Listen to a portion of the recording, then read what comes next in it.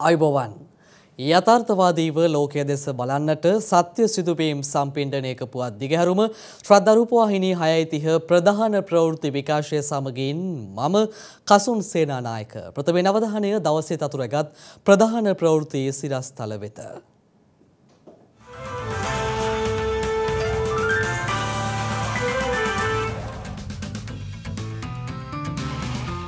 අද දිනයේ විදුලි කප්පාදුවක් නැහැ. හදිසි බිඳ වැටීම් සිදුවිය හැකි බවට මහජන උපයෝගිතා කොමිසමෙන් දැනුම් දීමක්.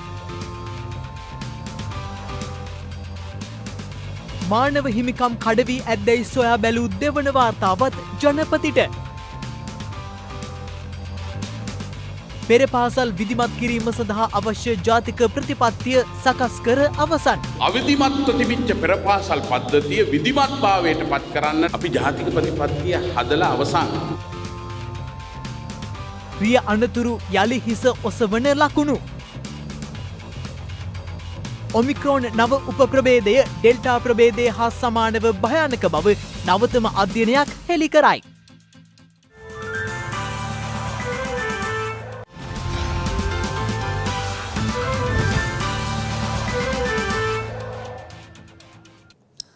අද දිනය තුළ විදුලි කප්පාදුවක් සිදු නොකරන බව මහජන උපයෝගීතා කොමිසමේ සභාපති ජනක රත්නායක මහතා පවසනවා.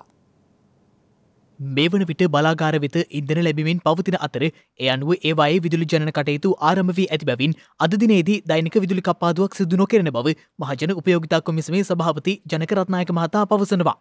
ඊයේ දිනේදී පැයයි විනාඩි 45ක කාලයක් දෙවන පුරා විදුලි කප්පාදුවක් සිදු කෙරුණා. ඒ පස්වරු 2:30 සවස 6:30 අතර පැයක කාලයක් සහ පස්වරු 6:30 රාත්‍රී 10:30 අතර විනාඩි 45ක කාලයක් ලෙසින්. ඉන්ධන නොමැතිව සපුගස්කන්ධ බලාගාරයේ ඊයේ පස්වරුවේ අක්‍රිය වූ අතර ඉන්ධන ලැබීමත් සමග මේ වන විට එහි විදුලි ජනනය ආරම්භ කර තිබෙනවා.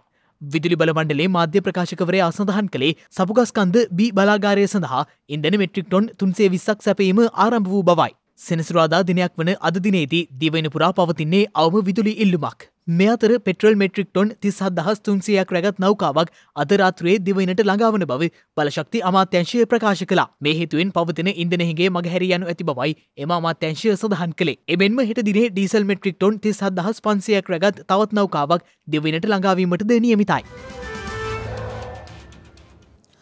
කොවිඩ් එන්නත්කරණයට යොමුවීමට අපහසු පුද්ගලයන් සිටින ආයතන සඳහා අදාළ ආයතනයට පැමිණ ඒ පුද්ගලයින්ට එන්නත් කරන කටයුතු සිදු කිරීමට සෞඛ්‍යාංශ සූදානම් බව රිජ්වේ ආර්යල අමාරෝහලේ අධ්‍යක්ෂ විශේෂඥ වෛද්‍ය ජී විජේසූරිය මහතා පවසනවා.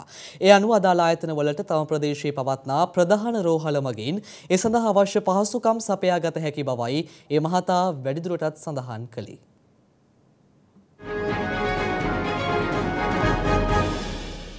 තවත් කොවිඩ් ආසාදිතයන් 1282 දෙනෙකු ඊයේ වාර්තා වීමත් සමග මේ රට සමස්ත කොවිඩ් ආසාදිතයන් සංඛ්‍යාව 6,34,333ක් දක්වා ඉහළ ගියා. මේ අතර මේ රට සමස්ත කොවිඩ් මරණ සංඛ්‍යාවද 15,949ක් දක්වා ඉහළ ගියේ ඊයේ වාර්තා වූ කොවිඩ් ආසාදිත මරණ 27ත් සමගයි. කොවිඩ් ප්‍රසංගත තත්ත්වය අඩුවීමක් දක්නට ලැබෙන්නේ නැහැ. හැබැයි විශේෂ වැඩිවීමක් මේ දිනවල දක්නට ලැබෙන්නේ නැහැ. සාමාන්‍ය එක මට්ටමක තමයි පවතින්නේ. සාමාන්‍යයෙන් රෝගීන් 1300කට ආසන්න ප්‍රමාණයක් තමයි වාර්තා වෙන්නේ. අපි මේ 1200 නැත්නම් 1300 කියලා කිව්වට දිනකට සාමාන්‍ය මීට වඩා දෙගුණයක් තුන්ගුණයක් වෙන්න පුළුවන්. සමහරක් වෙලාවට දවසකට වාර්තා වෙන රෝගීන් ප්‍රමාණය 3000 4000ක් වෙන්නත් පුළුවන්. කෙසේ වෙතත් අපිට කියන්න තියෙන එකම කාරණාව තමයි යම්කිසි කෙනෙකුට රෝග ලක්ෂණ තියෙනවා නම් පරීක්ෂාවක් කරගන්න එක හොඳයි. ඒ වගේම වෛද්‍යවරයෙක්ගේ උපදෙස් ලබාගෙන නිවස්ගත ප්‍රතිකාරවලට යොමු වෙනවා නම් වඩාත් හොඳයි. අවුරුදු 12 සිට 15 දක්වා වූ කුඩා දරුවන් සඳහා එක්නත් මාත්‍රාවක් ලබා දෙනවා. අවුරුදු 15ට වඩා වැඩි අවුරුදු 19 දක්වා වූ සියලුම දෙනා එන්නත් දෙකක් ලබා ගත යුතුයි. අවුරුදු 20ට වඩා වැඩි සෑම කෙනෙක්ම බූස්ටර් ඩෝස් එක ලබා ගැනීම සඳහා කටයුතු කරන්න ඕන. මේ අතර විවිධ හේතු මත කොවිඩ් එන්නත්කරණයට යොමු වීමට අපහසු පුද්ගලයන් සිටින ආයතන සඳහා අදාළ ආයතනයටම පැමිණ ඒ පුද්ගලයන් එන්නත් කරන කටයුතු සිදු කිරීමට සෞඛ්‍යාංශ සූදානම් බව රිජ්වේ ආර්යල අමාරෝහලේ අධ්‍යක්ෂ විශේෂඥ වෛද්‍ය ජී විජේසූරිය මහතා පවසනවා. අපි කැමති දැන් මේ එන්නත යම්කිසි සේවා ස්ථානයකට ඇවිල්ලා ලබා දෙන්න අවශ්‍ය නම් මොකද සමහරක් අයට රාජකාරී අවස්ථාවල රාජකාරී කාලය තුල මේකට පැමිණීමට හැකියාවක් නැතුව ඇති. එවැනි අය ඉන්නවා නම් නම් අනිවාර්යයෙන්ම තමන්ගේ ප්‍රදේශයේ තියෙන ප්‍රධාන රෝහල දැනුම් දෙන්න. ඔබගේ ආයතනයේ රාජ්‍ය ආයතනයක් හෝ පෞද්ගලික ආයතනයක් නම් ඔබගේ ආයතනය සූදානම් කරගන්න කාර්ය මණ්ඩලයේ එක් දිනයක රෝහල දැනුම් දුන්නාට පස්සෙ එතනින් කාර්ය මණ්ඩලයේ පිරිසක් ඔබගේ ආයතනයට පැමිණලා මේ බූස්ටර් එන්නත ලබා දීම සඳහා කටයුතු කරනවා. රජයෙන් නොමිලේ සියලුම රෝහල් වලින් මේ ලබා දෙන නොමිලේ ලබා දෙන එන්නත ලබාගෙන ඔබ ආරක්ෂා වන ගමන් සෞඛ්‍ය සේවකයන්ට ඒ වගේ මේ හදිසි ප්‍රතිකාර ඒකක වලට ලැබෙන්න තියෙන අමතර බර අඩු කිරීමේ වගකීමත් ඔබ සියලු දෙනා මත පැටවිලා තියෙනවා මේ අවස්ථාවේ. ඒකින්ද නොපමාව ඔබ බූස්ටර් එන්නත ලබාගෙන නැත්නම් වහාම බූස්ටර් එන්නත ලබාගෙන ඔබගේ ජාතික කර්තව්‍ය ඉටු කරන්න කියලා මම සියලුම දෙනාට ආරාධනා කරනවා. මේ අතර මේ වන විට වෛරසය ආසාදිතව රෝහල්ගතව ප්‍රතිකාර ලබන පුද්ගලයන් සංඛ්‍යාව 21,493ක් වන අතර වෛරසය ආසාදිතව සිට සුවය ලැබූ සමස්ත පුද්ගලයන් සංඛ්‍යාව දැක්වෙන්නේ 5,96,891ක් ලෙසයි. ඔමික්‍රෝන් වෛරසයේ නව උපප්‍රභේදය ආසාදනය වීම හරහා වඩා දරුණු රෝග ලක්ෂණ මතුවිය හැකි බවට නවතම අධ්‍යයනයකින් හඳුනාගෙන තිබෙනවා. ඒ අනුව නව ඔමික්‍රෝන් උපප්‍රභේදය ඩෙල්ටා ප්‍රභේදය හා සමාන බවට බරපතල විය හැකි බවයි විදේශ සෞඛ්‍ය අංශ පෙන්වා දී ඇත්තේ.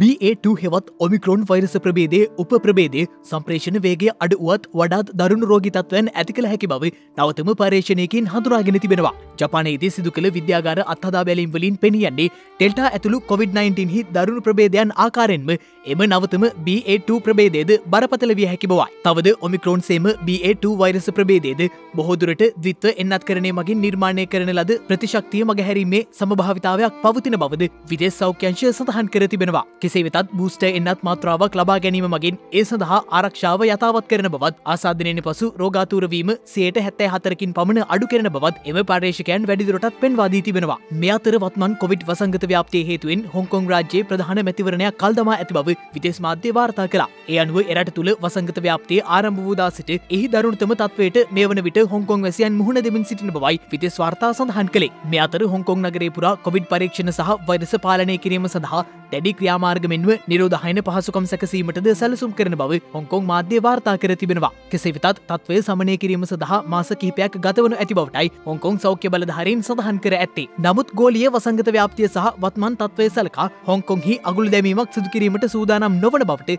එරට බලධාරීන් සඳහන් කර තිබෙනවා. පසුගිය සති දෙක තුළ පමණක් හොංකොං රාජ්‍යයෙන් නව ආසාදිතයන් 22,487ක් වාර්තා වී ඇති අතර ගත වූ පැය 24 තුළ නගරයෙන් නව කොවිඩ් ආසාදිතයන් 3,629ක් තහවුරු වී ඇති බවයි සෞඛ්‍ය දත්ත පෙන්වා දී ඇත්තේ. මේ අතර අසල්වැසි චීනය විසින්ද මේ වන විට උත්සන්නව ඇති හොංකොංහි කොවිඩ් තත්ත්වයේ පාලනය සඳහා ආධාර ලබා දීම අරඹා ඇති බවද වාර්තා වනවා. මෙරට පෙරපාසල් පද්ධතිය විධිමත් කිරීම සඳහා අවශ්‍ය වන ජාතික ප්‍රතිපත්තිය මේ වන විටත් සකස් කර අවසන් බව රාජ්‍ය අමාත්‍ය පියල් නිශාන්ත මහතා පවසනවා. අමාත්‍යවරයා මේ බව සඳහන් කළේ අද මහනුවරදී පැවති උත්සවයක් අමතමින්. පෙරපාසල් අධ්‍යාපනය ගැන බැලුවම් පස්සේ මම ඒ තරම් මෙතෙක් තිබිච්ච ක්‍රමවේදය සතුටු වෙන කෙනෙක් නෙවෙයි. මම විතරක් නෙවෙයි මේ රටේ අතිගරු ජනාධිපතිතුමත් සතුටු නොවිච්ච නිසා තමයි ඉතිහාසයේ පළවෙනි වතාවට පෙරපාසල් කියන අමාත්‍යාංශය නිර්මාණය කරේ. වසර දෙකකට ආසන්න කාලයක් දරුවන්ට අධ්‍යාපනය ලැබුණේ නැහැ. එහිදී විශේෂයි පෙරපාසල් දරුවන්ට. දරුවෙකුට අධ්‍යාපනය නොලැබීමත් කොවිඩ් මරණයත් අතර කිසිදු වෙනසක් නැහැ. ප්‍රමිතිගත පෙරපාසලක් නිර්මාණය කරන්නට අර දැනුමෙන් කුසලතාවෙන් හොඳ ආකල්ප වලින් පිරිච්ච දරුවෙක් නිර්මාණය කරන්නට මොකක්ද පළවෙනි මාස 10 ඇතුළත අපේ අමාත්‍යාංශය ක්‍රියාත්මක කරේ. අවිධිමත්ව තිබිච්ච පෙරපාසල් පද්ධතිය විධිමත්භාවයට පත් කරන්නට ජාතික ප්‍රතිපත්තියක් තිබුණේ නැහැ. අපි ජාතික ප්‍රතිපත්තිය හදලා අවසන්. දැන් කැබිනට් අනුමැතියට ඉදිරිපත් කළා තියෙනවා. කැබිනට් අනුමැතියෙන් පස්සේ මේ පෙරපාසල් විෂයපතේ තවත් විධිමත් වෙයි. ඒ වගේම මේ දරුවන්ට දැනුම ලබා දෙන ගුරුවරු 1500ක් සඳහා විධිමත් පුහුණුවක් සහ විධිමත් ඩිප්ලෝමාවක් ලබා දීමේ වැඩ කටයුතු ආරම්භ කරලා දැන් මේ මාර්තු 8 වෙනිදා අතිගරු ජනාධිපතිතුමාගේ අතින් ඒ අය සහතිකපත් ලබා ගන්නවා. මේ එක කණ්ඩායමක් විතරයි, තව කණ්ඩායම් කීපයක් අපි මේ විදිහට පුහුණු කරන්න බලාපොරොත්තු වෙනවා. ඒ වගේම විශේෂයෙන්ම දේශීය වශයෙන් විවිධ ව්‍යාපෘති හරහා අපි මේ ගුරුවරු දැනුවත් භාවයට පත් කරන්න ඒ විවිධ පාඨමාලා ආරම්භ කරලා තියෙනවා. ඊළඟට මේ ගුරුවරුන්ට රුපියල් 250ක විතර තිබිච්ච දීමනාව 10 ගුණයකින් වැඩි කරලා අපි 2500 දක්වා පළවෙනි අධීරේ වැඩි කරලා තියෙනවා. ගුරු අභිමානී දවස වෙනකන් තිබිච්ච හැම ඩිප්ලෝමාවකටම ගත්ත ඒ සහතිකයේ තියෙන අයට මේ දීමනාව ලබා දීමේ කටයුත්ත අපි දැන් ආරම්භ කරලා තියෙනවා. ඊළඟට පෙර පාසල ප්‍රසන්න පෙර පාසලක් බවට පත් කරන්න පළවෙනි අධීරයේ පෙර පාසල් 1500කට රුපියල් ලක්ෂ 6 බැගින් ඒ පෙර පාසල් වල යටිතල පාසුකම් සංවර්ධනයට අවශ්‍ය කරන මුදල් ප්‍රතිපාදන දැන් ලබා දීම ආරම්භ කරලා බොහොම වේගවත්ව ක්‍රියාත්මක කරගෙන යන මොහොතක් මේ. ඊළඟට අංග සම්පූර්ණ පෙර පාසලක් නිර්මාණය කරන්නට ලක්ෂ 35ක් ලබා දීමේ වැඩපිළිවෙලත් ආරම්භ කරලා තියෙනවා. ඩෙංගු රෝගීන්ගේ රෝග ලක්ෂණ පෙන්වීමේ කාලය වෙනස් වී ඇති බව සෞඛ්‍ය අමාත්‍යාංශය පවසනවා. සෞඛ්‍ය අමාත්‍යාංශයේ ඩෙංගු මර්ධන ඒකකයේ ප්‍රජා වෛද්‍ය විශේෂඥ අනෝජා වීරසිංහ මහත්මිය සඳහන් කළේ තද වුණ පවතී නම් පැය 24ක් ඇතුළත වෛද්‍ය උපදෙස් කරා යොමු වන ලෙසයි. මේ වර්ෂයේ මේ වෙනකොට ඩෙංගු රෝගීන් 9609ක් වාර්තා වෙලා තියෙනවා. එතකොට ඒකෙන් 50%කට වැඩි ප්‍රමාණයක් අපිට වාර්තා වෙලා තියෙන්නේ බස්නාහිර පළාතේ. ඒ බස්නාහිර පළාතෙන් වාර්තා වූ රෝගීන්ගෙනුත් 48%ක්ම වාර්තා වෙලා තියෙන්නේ කොළඹ දිස්ත්‍රික්කයෙන්. ප්‍රධාන දිස්ත්‍රික්ක තුනට අමතරව අපිට යාපනය, පුත්තලම, ගාල්ල, ත්‍රිකුණාමලය, රත්නපුර, මඩකලපුව වගේ දිස්ත්‍රික්කවල සාපේක්ෂව වැඩි රෝගීන් ප්‍රමාණයක් වාර්තා වෙනවා. ඒ වගේම තව සඳහන් කරන්න කැමති ඩෙංගු වෛරස් කාණ්ඩවල වෙනසක් ඇති වෙලා තියෙන නිසා මේ ඩෙංගු රෝගීන් වැඩි වීමට එක් හේතුවක් කියලා අපි අනුමාන කරනවා. එතකොට ඒ වගේම සායනික විශේෂඥ වෛද්‍යවරු වාර්තා කරනවා මේ රෝගීන්ගේ රෝග ලක්ෂණ පෙන්වීමේ කාලයේ යම්කිසි වෙනසක් තියෙනවා කියලා. ඒක නිසා ඔවුන් කියනවා සායනික විශේෂඥ වෛද්‍යවරුන් කියනවා පැය 24ක් ගත වෙනකොටම රෝහල් කරා උණ රෝගේ තියෙනවා නම් රෝහලකට එන්න. එහෙම නැත්නම් සුසුකන්ලත් වෛද්‍යවරයෙක් හමු වෙලා ඒ අවශ්‍ය උපදෙස් ලබා ගන්න කියලා. ඒ වගේම තව සඳහන් කරන්න කැමති උණ රෝගේ තියෙනවා නම් ඩෙංගු රෝගය වෙන්න පුළුවන්, කොවිඩ් රෝගය වෙන්න පුළුවන්, වෛරස් රෝගයක් වෙන්න පුළුවන්. එහෙම නැත්නම් මේ උණ ඒ වයනාදී වශයෙන් උණ සෑදිය හැකි රෝගී තත්ත්ව කීපයක්ම තියෙනවා. එතකොට ඒක හඳුනා ගැනීම වෛද්‍යවරයාට පවරන්න කියන එක තමයි අපි උපදෙස් දෙන්නේ. ගෙදරට වෙලා බලාගෙන ඉන්න එපා. මොකද කොවිඩ් රෝගයේද, ඩෙංගු රෝගයේද, වෛරස් රෝගයේද කියන එක. අනිත් එක තමයි ඩෙංගු රෝගය නම් අපි කියනවා උණට පැරසිටමෝල් පමණක් ලබා ගන්න, වේදනානාශක ලබා ගන්න එපා. ක්‍රිය අනතුරුද ත්‍රස්තවාදයට සමාන බව ජ්‍යෙෂ්ඨ නියෝජ්‍ය පොලිස්පති ජ්‍යෙෂ්ඨ පොලිස් මාධ්‍ය ප්‍රකාශක නීතිඥ අජිත් රෝහණ මහතා පවසනවා. ක්‍රිය අනතුරු සම්බන්ධයෙන් මාධ්‍ය වෙත අදහස් දක්වමින් මේ මහතා සඳහන් කළේ මෙම මාර්ග ත්‍රස්තවාදයේ හේතුවෙන් පසුගිය වසරේ පමණක් පුද්ගලයන් 2470 දෙනෙකු ජීවිතක්ෂයට පත්ව ඇති බවයි. පසුගිය වසරේදී රිය අනතුරු 22000ක් පමණ සිදුව ඇති බව ජ්‍යෙෂ්ඨ නියෝජ්‍ය පොලිස්පති ජ්‍යෙෂ්ඨ පොලිස් මාධ්‍ය ප්‍රකාශක නීතිඥ අජිත් රෝහණ මහතා පවසනවා. ඉන් 2470 දෙනෙකු මිය ගොස් 14000කට ආසන්න පිරිසක් තුවාල ලබා ඇති බවද ඒ මහතා සඳහන් කළා. කෙසේ වෙතත් මේ වසරේ රිය අනතුරු වලින් සිදුවන මරණ සංඛ්‍යාව ඉහළ යා හැකි බවද පොලිස් මාධ්‍ය ප්‍රකාශක නීතිඥ අජිත් රෝහණ මහතා පෙන්වා දෙනවා. අද වෙනකොට රිය අනතුරු මගින් 9ක් 10ක් සමහර දිනවලට 11ක් 12ක් මිය යනවා. ඒ වගේම 40කට ආසන්න පිරිසක් තුවාල ලබනවා. එයත් හරියට ත්‍රස්තවාදයක් වගේ මේක මාර්ග ත්‍රස්තවාදය කියලා හඳුන්වන්නට පුළුවන්. මේ වර්ෂයේ බොහෝ දිනවල රිය අනතුරු වලින් සිදුවන මරණ සංඛ්‍යාව සාමාන්‍යයෙන් 10ක් විතර වෙනවා. ඒක 10ක් වුණොතින් අවුරුද්දකට ඒ සංඛ්‍යාව 3650ක් වෙනවා. කෙසේ වෙතත් පුද්ගලයෙක් මිය ගියාට පස්සේ රටේ අපරාධ යුක්තික්‍රමයේ සඳහා නඩුවක් අවසන් වන තුරු අපරාධ නඩුවක් යන්න ඕනේ, මරණ පරීක්ෂණ පවත්වන්න ඕනේ, මේ ගැන විමර්ශනය කරන්න ඕනේ. සාපේක්ෂව රුපියල් මිලියනයකට ආසන්න සංඛ්‍යාවක් වැය වෙනවා. ඒ කියන්නේ අවුරුද්දකට 3650ක් මිය ගියොත් මිලියන 3650ක්. ඒ කියන්නේ අවුරුදු 10ක කාලයක් තුල මේ ආකාරයට සිද්ධ වුණොත් ඒ කියන්නේ මිලියන 36500ක්. ඒ මහ ජනතාවගේ බදු මුදල් අනික් පැත්තෙන් අපිට කවදාවත් නැවත ගන්න බැරි විදියට ආදරය කරන අය අපෙන් සමුගෙන මේ ලෝකෙන් පිට වෙලා යනවා. තවත් අය තුවාල ලබනවා. සමහර වෙලාවට බරපතල තුවාල ලබන මේ අයගේ තත්ත්වය ඊටාම අවදානම් ජීවිත කාලෙම සිවිලිම දිහා බලාගෙන ඉන්න පුළුවන්. රෝද පුටුවකට වෙලා ඉන්න පුළුවන්. ඒ නිසා මාර්ග ත්‍රස්තවාදයේ වැළැක්වීමට හැම කෙනාගේම දායකත්වය අවශ්‍ය වෙනවා. මේ රිය අනතුරු වලට හේතු කාරණා වෙන ප්‍රධානම කාරණා වන්නේ අවිනීත රියදුරන්ගේ තත්ත්වය. මේ සම්බන්ධයෙන් රථවාහන පොලිසිය හැටියට අපි විශේෂයෙන්ම බලාපොරොත්තු වෙනවා ඉතා දැවැන්ත වැඩපිළිවෙලක් මේ වර්ෂේ ක්‍රියාත්මක කරන්න. ඒ වගේම මත් ද්‍රව්‍ය භාවිතා කර ගමන් කරන අය සම්බන්ධයෙන් අලුත් නීති අඳුන්ලා දෙන්න. ඒ වගේම ඊට අදාළ රෙගුලාසි වලට අනුව අලුත් උපකරණයක් අඳුන්ලා දෙන්න. එමෙන්ම මේ මහතා සඳහන් කළේ තමා කුමන වෘත්තියක නියලුටද රිය පදවන විට තමා රියදුරක බව අවබෝධ කර ගනිමින් යහපත් රියදුරක ලෙස කටයුතු කළ යුතු බවයි. උදේට වාහනය නිවසින් එළියට ගන්නකොට හැම අවස්ථාවකදීම හිතන්න මේ වාහනේ පැති කණ්ණාඩි දෙක තියෙනවද? ස්විච් බෝඩ් එකේ සංඥා ලාම්පු පත් වෙනවා කියලා පෙන්නුවත් ඇත්තටම සංඥා ලාම්පු පත් වෙනවද? බ්‍රේක් හරියට තියෙනවද? ටයර් ගෙවිලාද? මේ කරුණු ගැන සැලකිලිමත් වෙන්න ඕනේ. අද විලාසිතාවක් බවට පත් වෙලා තියෙනවා ව්‍යායාම කරන අය පාරේ ගමන් කිරීම, දිවීම. මේකත් යම්කිසි අනුතුරුදායක තත්වයක් නිර්මාණය වෙන්න පුළුවන්. ඒ නිසා ව්‍යායාම කිරීම සඳහා මහා මාර්ගය භාවිතා කරනවා වෙනුවට මන්තිරුවක් පිට්ටනියක් භාවිතා කිරීම වඩාත් සුදුසුයි.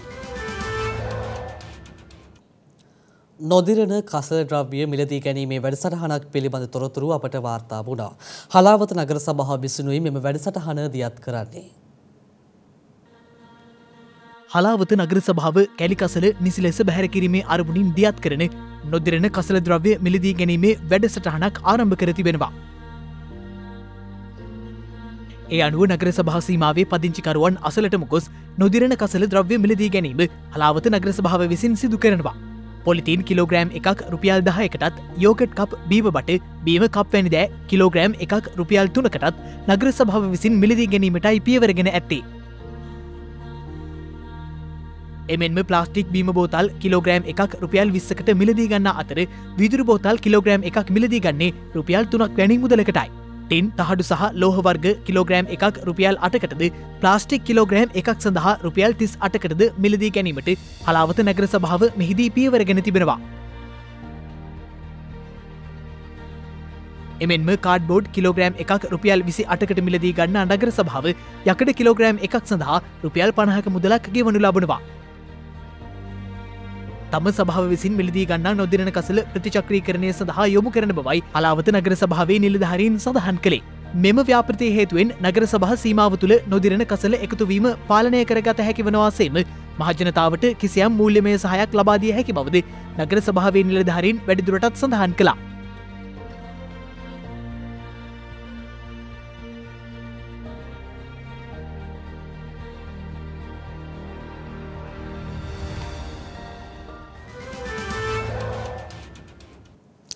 දැන් තවත් දේශීය පුවත් කිහිපයක් කෙටියෙන්.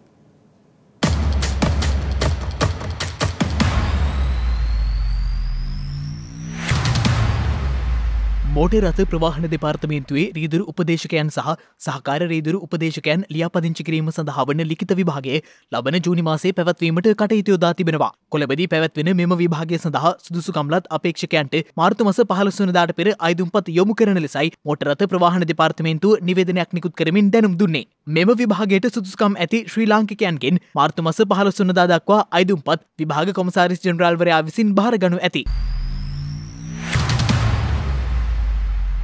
එක්ස්ප්‍රස් ප්‍රල් නෞකාවෙන් සිදු වූ හානිය පිළිබඳ මෙරට විද්වත් කමිටුව විසින් සකස් කළ අවසන් වාර්තාව සම්බන්ධයෙන් ඔස්ට්‍රේලියානු නීති විශේෂඥ කණ්ඩායම සමග වැඩමුළුවක් පැවැත්වූ බව සමුද්‍රීය පරිසර ආරක්ෂණ අධිකාරිය පවසනවා. එහි සභාපති නීතිඥ දර්ශනී ලහඳපුර මහත්මිය සඳහන් කළේ පසුගියදා පැවති එම වැඩමුළුවේදී අවසන් වාර්තාවේ සිදුවිය යුතු සංශෝධන සම්බන්ධයෙන් සාකච්ඡා කර ඇති බවයි. මේ අතර නාවික අනතුරු වැළැක්වීම සඳහා මධ්‍යස්ථානයක් පිහිටුවීම සඳහා විදේශ අමාත්‍යාංශයේ සාගර කටයුතු පාරිසරික සහ දේශගුණික විපර්යාස අංශය ශ්‍රී ලංකාවේ ඔස්ට්‍රේලියානු මහ කොමසාරිස් කාර්යාලය සමග බහුපාර්ශ්වික සාකච්ඡාවක් පවත්වා තිබෙනවා. එහිදී සමුද්‍ර හානි වළක්වා ගැනීම සඳහා සූදානම් වීමට මෙරටට සුදුසු ක්‍රමවේදයක් සකස් කිරීම වෙනුවෙන් ශ්‍රී ලංකාවේ හැකියාවන් ගොඩනැංවීම පිණිස තම රජය සහාය ලබා දෙන බවයි ශ්‍රී ලංකාවේ ඔස්ට්‍රේලියානු මහ කොමසාරිස් කාර්යාලය සඳහන් කර ඇත්තේ. අපනයන වෙළඳපොළ ඉලක්ක කර ගනිමින් මෙරටට විදේශ විනිමය ගෙන්වා ගැනීම සඳහා අවශ්‍ය වැඩපිළිවෙලක් සකස් කිරීමට පියවරගෙන ඇති බව පළාත් සභා පළාත් පාලන කටයුතු රාජ්‍ය අමාත්‍ය කාර්යාලය පවසනවා. ඒ අනුව ඒ සඳහා සුළු හා මධ්‍ය පරිමාණ ව්‍යවසායකයන් දිරිගැන්වීම කෙරෙහි අවධානය යොමු කර ඇති බවයි එම කාර්යාලය සඳහන් කළේ. පළාත් පාලන ආයතන 341ක් ඒකාබද්ධ කර ගනිමින් සුළු හා මධ්‍ය පරිමාණ ව්‍යවසායකයන්ට ජාත්‍යන්තර වෙළඳපොළ හඳුන්වා දීම මගින් ඔවුන්ගේ ආර්ථිකය ඉහළ නැංවීම අදාළ වැඩසටහනෙන් අපේක්ෂා කර තිබෙනවා. ඒ සඳහා අවශ්‍ය පළාත් පාලන ආයතනවල ග්‍රාමීය නිෂ්පාදකයන් හා ව්‍යවසායකයන් තෝරා ගැනීමට කටයුතු කර ඇති බවයි පළාත් සභා හා පළාත් පාලන කටයුතු රාජ්‍ය අමාත්‍ය කාර්යාලයේ වැඩිදුරටත් සඳහන් කළේ.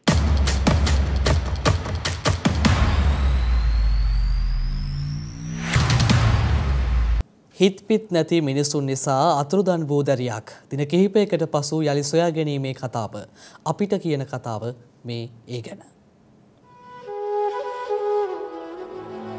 සිව් හැවරිදි පුංචි දිනයක්.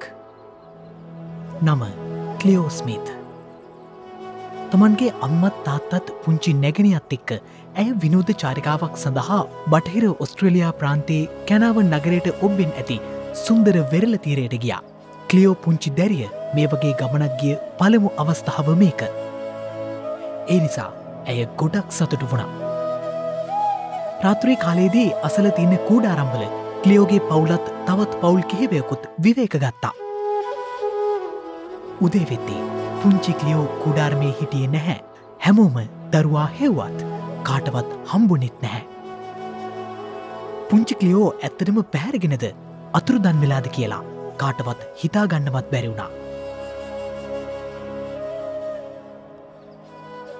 පොලිසිය මෙහෙයුම් ආරම්භ කළා. ගුවනින් ගොඩබිමින් පුළුවන් හැම විදියටම.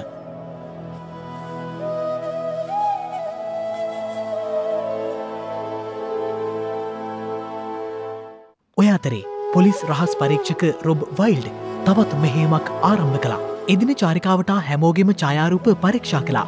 CCTV කැමරා දර්ශන සොයා බලන්න වුණා. ඒත් එක්කම පොලිසිය නිගමනය කළා මේක පැහැර ගැනීමක් බව.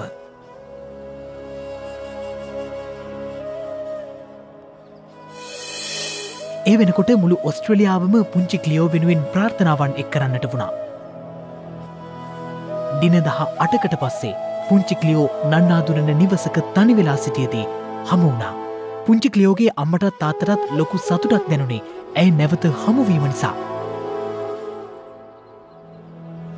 ක්ලියෝ කිහිප විටකම අම්මත් තාත්තත් සොයාගෙන යන්න උත්සාහ කරත් ඒවා සාර්ථක වෙලා නැහැ. රටක්ම ඇය වෙනුවෙන් කම්පා වෙලා බලා සිටිද්දී අවසානයේ ඇය යළිත් හමු වුණා. ඒ වෙලාවේ පුංචි ක්ලියෝ කියපු කතාව හැමෝටම කියා දෙන්නේ ලොකු පාඩමක්. හැම වෙලාවෙම දරුවන් එක්ක ඉන්න දෙමෝපියන්ට කියලා දෙන්න. නැත්නම් මට වගේ දවස් ගණනාවක්ම අම්මා තාත්තා නැතුව ඉන්න මම වගේ අයට සිද්ධ වේවි. හිත් පිට නැති මිනිස්සු පුංචි දරුවන්ගෙන් පවා ප්‍රයෝජන ගන්න බලාගෙන ඉද්දී දෙමව්පියන් විදියට තමන්ගේ දරුවාගේ ආරක්ෂාව සලසන එක දෙමව්පියන් තමන්ගේ වගකීමක් කර යුතු බව ක්ලියෝ මතක් කළා.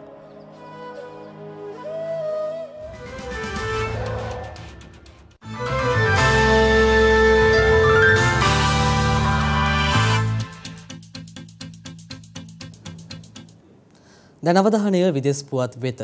මධ්‍යදරණී මුහුද හරහා ඉතාලිය වෙත සේන්දු වෙමින් තිබූ සුකොපභෝගී නෞකාවක ගින්නක් හටගෙන ඇති බව විදෙස් මාධ්‍ය වාර්තා කළා.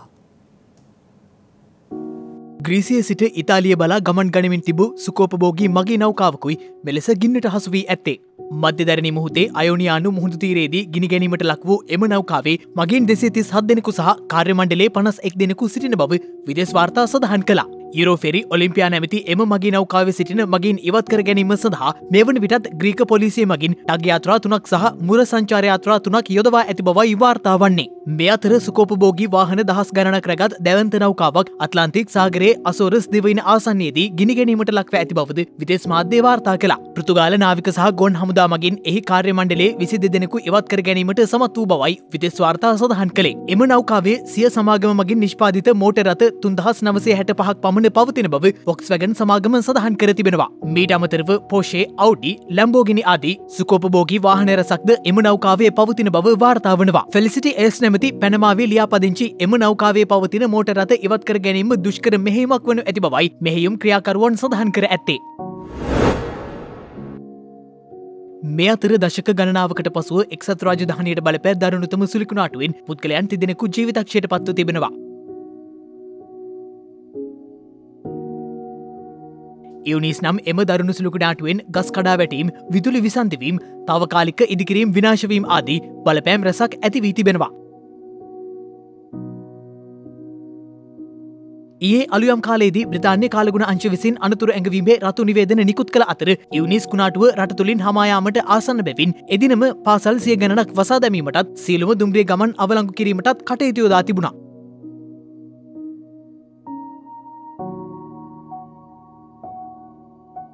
මේ අතර එම සුළුකුණාටුවේ වේගය ඇතැම් කාලගුණ මධ්‍යස්ථානවල පැයට සැතපුම් 122ක් ලෙස සටහන්ව තිබූ බවයි විදෙස් වාර්තා වැඩිදුරටත් සඳහන් කළේ.